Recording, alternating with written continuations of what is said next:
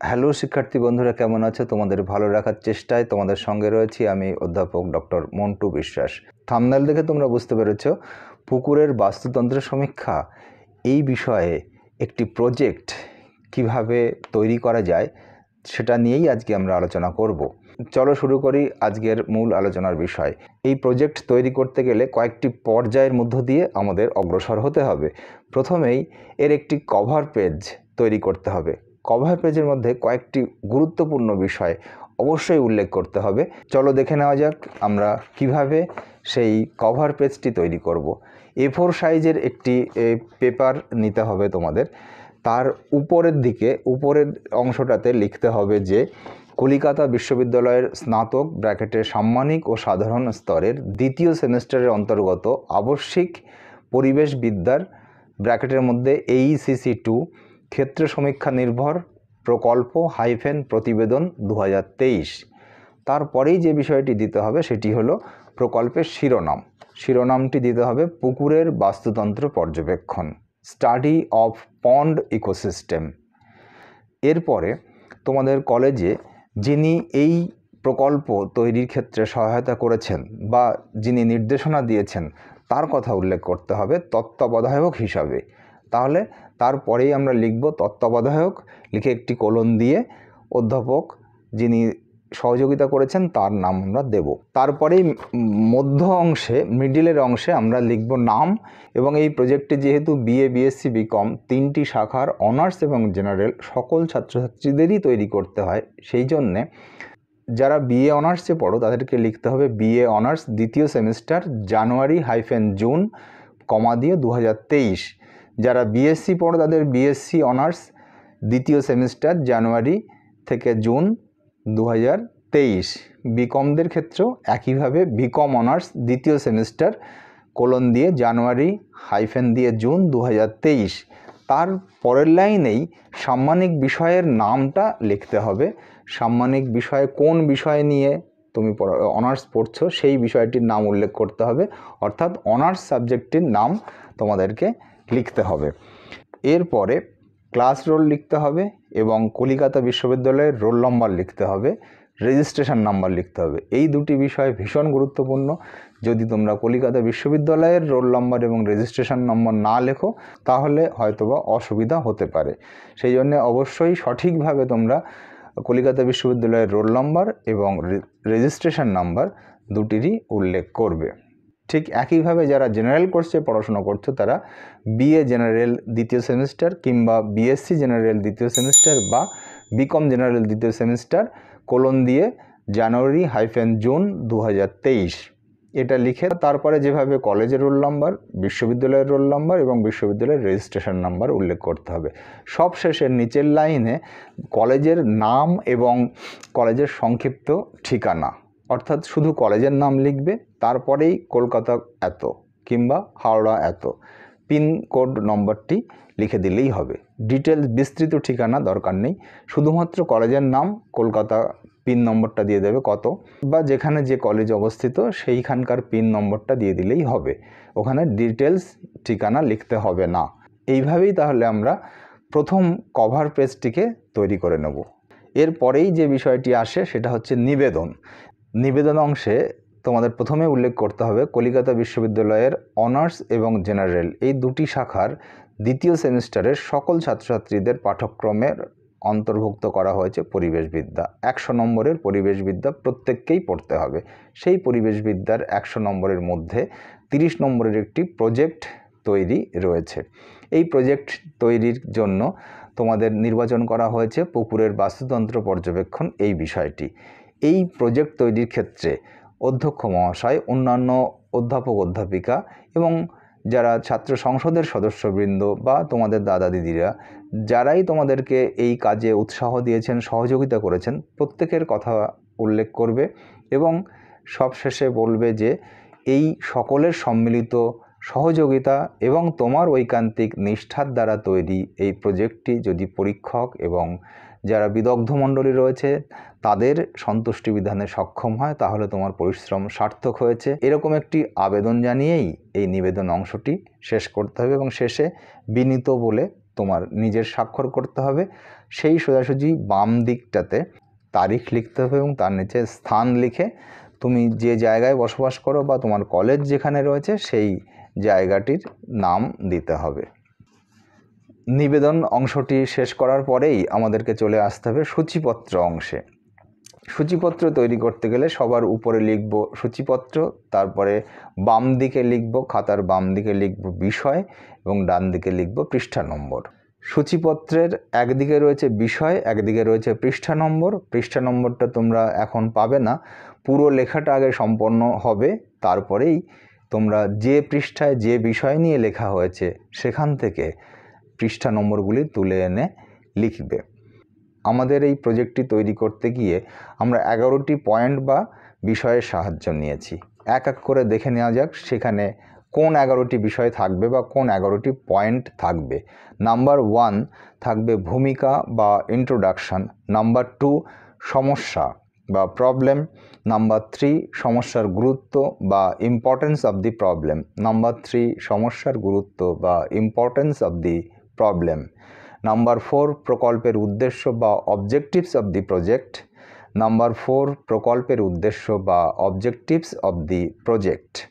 Number 5 কর্মপরিকল্পনা বা plan of work. Number 6 তথ্য সংগ্রহ বা ডেটা কালেকশন। নাম্বার 7 তথ্য বিশ্লেষণ বা ডেটা অ্যানালিসিস। নাম্বার 8 সিদ্ধান্ত বা ইনফারেন্স। নাম্বার 9 কাজের সীমাবদ্ধতা বা লিমিটেশন অফ দি স্টাডি।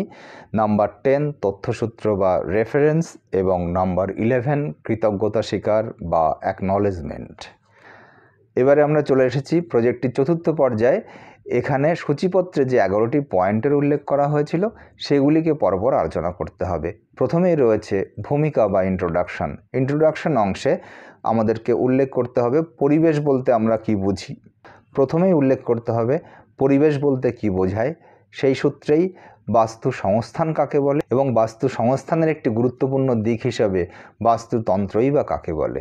বাস্তুতন্ত্রের আবার বিভিন্ন শ্রেণীবিভাগের উল্লেখ করতে হবে। সবশেষে আমাদের পুকুরের বাস্তুতন্ত্র সেই শ্রেণীর মধ্যে কোন অংশে পড়ছে সেটির উল্লেখ করতে হবে। এইটুকু দিয়েই ভূমিকা অংশ সাজানো যেতে পারে। ভূমিকার পরে দ্বিতীয় যে পয়েন্টটি রয়েছে সেটি হলো সমস্যা বা প্রবলেম। এই ক্ষেত্রে তোমরা লিখবে বাস্তুতন্ত্রের উপর প্রকৃতির ভারসাম্য নির্ভর করে। পুকুরের বাস্তুতন্ত্রের ক্ষেত্রেও সে কথা সত্য, কিন্তু দেখা যাচ্ছে যে আমরা নিজেরাই নানাভাবে সেই পুকুরকে দূষিত করছি। কখনো নিজেরা স্নান করছি, কখনো জামা কাপড় কাচ্ছি, কখনো বা গবাদি পশুকে স্নান করছি, কখনো বা মলমূত্র ত্যাগ করছি। এইভাবে আমরা পুকুরের এই বাস্তুতন্ত্রকে ধ্বংস করে চলেছি এবং তার প্রভাবে প্রকৃতি তার ভারসাম্য হারিয়ে ফেলছে। এটাই হচ্ছে এই প্রকল্পের সমস্যা অংশে তোমাদেরকে লিখতে হবে। এরপরে যে তৃতীয় পয়েন্ট সেটি হলো সমস্যার গুরুত্ব বা ইম্পর্টেন্স অফ দি প্রবলেম। সেই অংশে আমরা লিখতে পারি পুকুরের জল দূষিত হলে তার প্রভাব পরিবেশের উপর পড়ে। ক্রমবর্ধমান জনসংখ্যার কারণে অনেক সময় পুকুর ভরাট করে আবাসন তৈরি করা হচ্ছে। এর বিরুদ্ধে সচেতনতা গড়ে তোলা প্রয়োজন। পুকুর দৈনন্দিন জীবন পরিবেশ অর্থনীতিতে বিশেষ গুরুত্বপূর্ণ ভূমিকা পালন করে। জীবিকা নির্বাহের জন্য পুকুরে নানা রকম মাছ চাষ করা হয়। অতিবৃষ্টির জল পুকুরে সংরক্ষণ করে বন্যার প্রকোপ রোধ করা হয়। পুকুর হলো নোংরা জলের প্রাকৃতিক শোধনাগার। পুকুরের পাড়ে শুষ্ক অংশ গবাদি পশুর চারণভূমি। এইসব নানা কারণে পুকুরের বাস্তুতন্ত্র পর্যবেক্ষণ ও রক্ষার অপরিসীম গুরুত্ব রয়েছে। এইভাবেই সমস্যার পাশাপাশি পুকুরের বাস্তুতন্ত্র পর্যবেক্ষণের গুরুত্বের দিকটিকে উল্লেখ করতে হবে এই তৃতীয় অংশে। এরপরে চতুর্থ অংশে রয়েছে প্রকল্পের উদ্দেশ্য বা অবজেক্টিভস অফ দি প্রজেক্ট।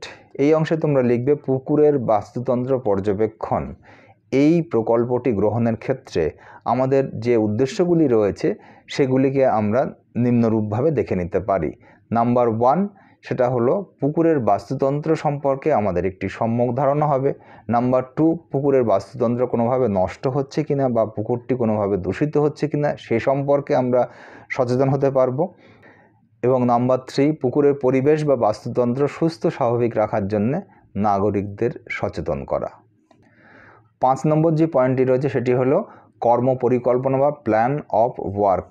এই অংশে তোমরা লিখবে তোমাদের দলের যিনি তত্ত্বাবধায়ক অর্থাৎ অধ্যাপক যিনি রয়েছেন এই বিষয়ে তোমাদেরকে নির্দেশনা পরামর্শ দিয়েছেন, তার সঙ্গে পরামর্শ করেই পুকুরের বাস্তুতন্ত্র পর্যবেক্ষণ এই সম্পর্কিত প্রজেক্টটি নির্বাচন করা হয়েছে এবং কোন স্থানে সেই পুকুরটি রয়েছে তার বিবরণ দিতে হবে, সেই সাথে দিতে হবে যে তার নির্দেশ অনুযায়ী তার সঙ্গে পরামর্শ করেই তোমরা প্রয়োজনীয় কিছু উপকরণ নিয়ে সেখানে উপস্থিত হয়েছো। সেই প্রয়োজনীয় উপকরণের মধ্যে রয়েছে খাতা, পেন্সিল, ক্যামেরা, জল, প্লাস্টিকের জার, আতস কাঁচ ইত্যাদি। এগুলিকে নিয়ে তোমরা নির্দিষ্ট দিনে এবং নির্দিষ্ট সময়ে পুকুরের কাছে উপস্থিত হয়েছে পুকুরের বাস্তুতন্ত্র পর্যবেক্ষণ করার জন্য। এটুকুই কর্মপরিকল্পনা অংশে দিলে হয়ে যাবে। এরপরে ষষ্ঠ পয়েন্টে রয়েছে তথ্য সংগ্রহ বা ডেটা কালেকশন। এইখানে কতগুলি বিষয়ের উল্লেখ করতেই হবে তোমাদের।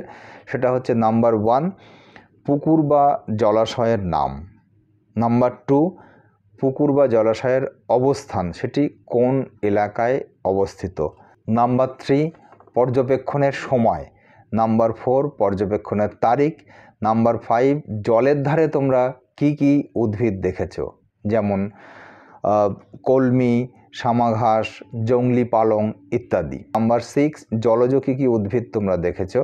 সাধারণত পুকুরের কাছে গেলেই শালুক, ঝাঁঝি, পাতা শ্যাওলা, সবুজ শৈবাল এগুলিকে দেখা যেতে পারে, তাই এগুলির নাম উল্লেখ করা যেতে পারে।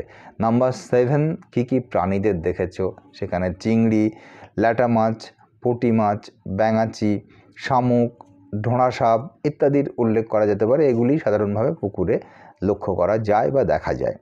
নাম্বার 8 পোকামাকড় কী কী দেখেছো। পুকুরে সাধারণত গেলেই জলের মাকড়সা, মশার লার্ভা ইত্যাদি দেখা যেতে পারে, তাই এগুলির কথা উল্লেখ করবে। নাম্বার 9 কী কী পাখি দেখেছো। সাধারণত পুকুরে হাঁস, বক, মাছরাঙা বা পানকৌড়ি এগুলিকে দেখা যায়, তাই এই জিনিসগুলির কথাও উল্লেখ করা যেতে পারে। সপ্তম যে পয়েন্টটি রয়েছে সেটি হলো তথ্য বিশ্লেষণ বা ডেটা অ্যানালিসিস। এই অংশে তোমরা লিখতে পারো পুকুরের বাস্তুতন্ত্র পর্যবেক্ষণ করে আমরা যে তথ্যগুলি পেলাম সেগুলি বিশ্লেষণ করলে সহজেই বোঝা যায় যে পুকুরে বসবাসকারী জীবদের মধ্যে একটি সুনির্দিষ্ট খাদ্য শৃঙ্খল গড়ে উঠেছে এবং একটি আদর্শ বাস্তুতন্ত্র গঠিত হয়েছে। এই বাস্তুতন্ত্রের উৎপাদক হলো সবুজ উদ্ভিদ ও শৈবাল। প্রথম শ্রেণীর খাদক হলো ছোট ছোট পতঙ্গ যেমন মশার লার্ভা, মাকড়সা ইত্যাদি। দ্বিতীয় শ্রেণীর খাদক হলো ব্যাঙ, ছোট মাছ ইত্যাদি। আর সর্বোচ্চ শ্রেণীর খাদক হলো বড় মাছ, বক, সারস, মাছরাঙা, পানকৌড়ি ইত্যাদি। এইটুকু দিয়েই তোমরা ডেটা অ্যানালিসিস বা তথ্য বিশ্লেষণ অংশটি লিখতে পারো। অষ্টম যে পয়েন্টটি রয়েছে সেটি হলো সিদ্ধান্ত বা ইনফারেন্স। এখানে সামগ্রিকভাবে বাস্তুতন্ত্রের বিষয়টিকে তোমাদেরকে সংক্ষেপে বলতে হবে।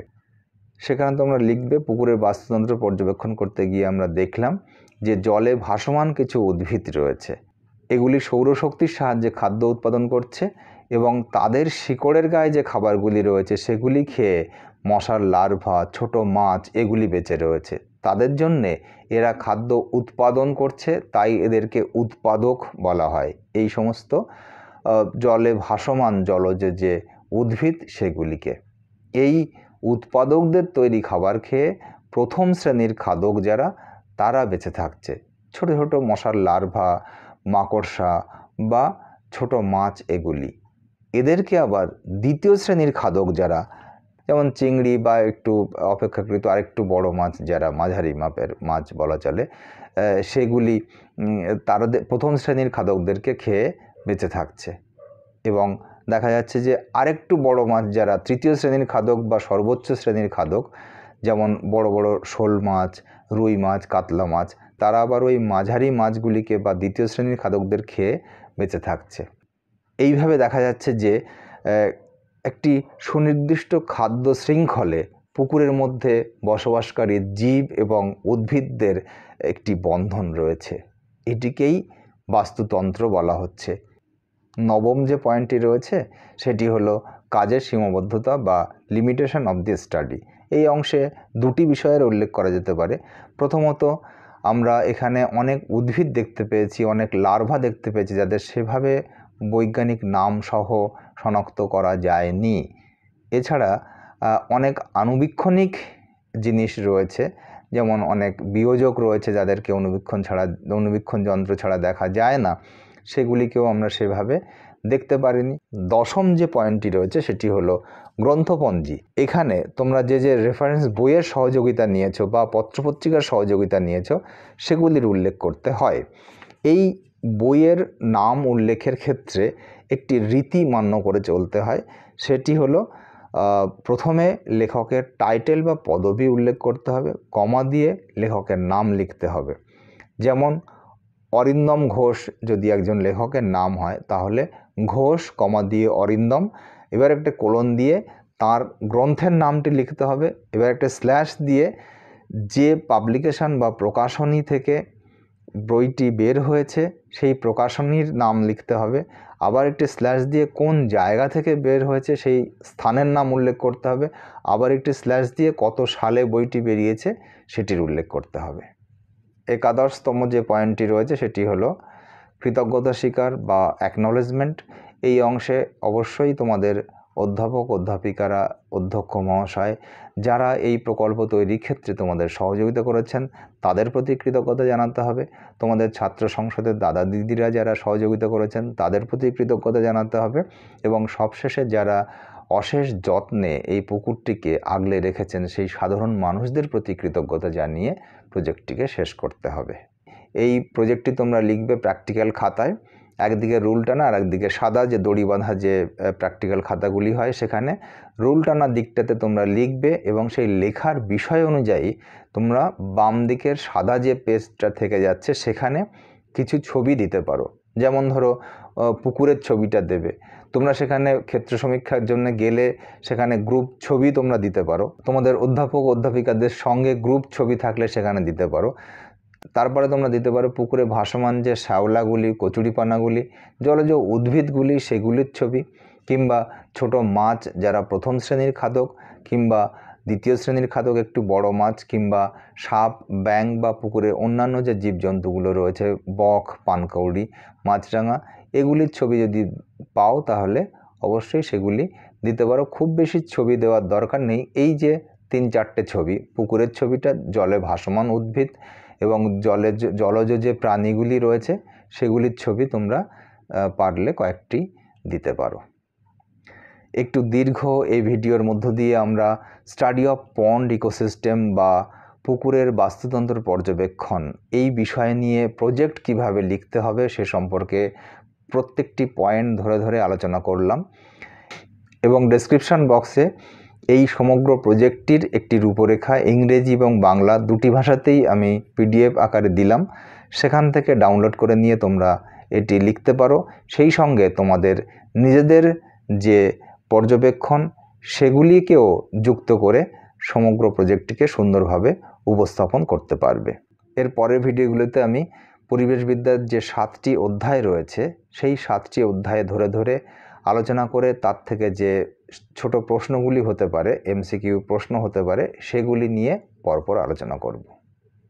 চ্যানেলটিতে নতুন হলে তোমরা এই চ্যানেলটিকে সাবস্ক্রাইব করে রাখো, লাইক করে রাখো এবং পাশে থাকা বেল আইকনটিতে ক্লিক করে রাখো যাতে এরকম ভিডিও দিলেই তোমাদের কাছে নোটিফিকেশন চলে যায় এবং তোমরা সবার আগে জানতে পারো। আজকের মতন এখানেই রাখছি। নমস্কার, সবাই ভালো থেকো। দেখা হবে পরের ভিডিওতে।